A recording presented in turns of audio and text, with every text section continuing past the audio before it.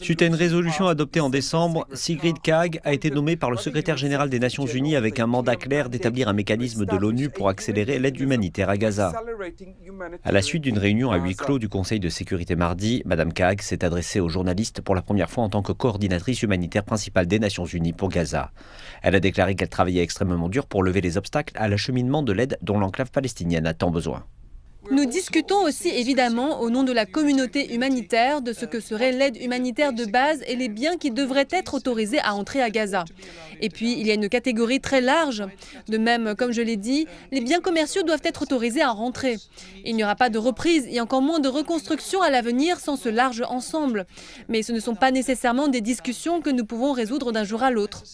Plusieurs pays ont suspendu le financement de l'agence d'aide aux Palestiniens de l'ONU en réponse aux allégations israéliennes selon lesquelles 12 membres du personnel de l'UNRWA ont participé à l'attaque du Hamas contre Israël le 7 octobre dernier.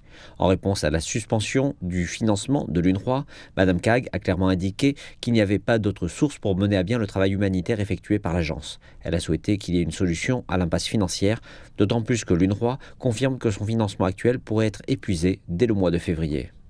Les pays donateurs, bien évidemment, ont défini leurs paramètres et aussi fait preuve de clarté.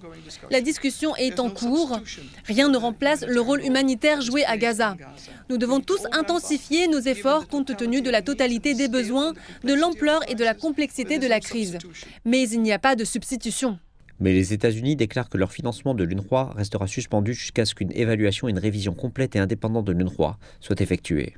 Nous devons constater des changements fondamentaux avant de pouvoir reprendre le financement direct de l'UNRWA. Et comme vous le savez, nous ne devrions pas laisser cela masquer l'excellent travail de l'UNRWA. L'UNRWA a fourni une aide humanitaire essentielle au peuple palestinien et l'UNRWA est la seule organisation sur le terrain qui a la capacité de continuer à fournir cette assistance.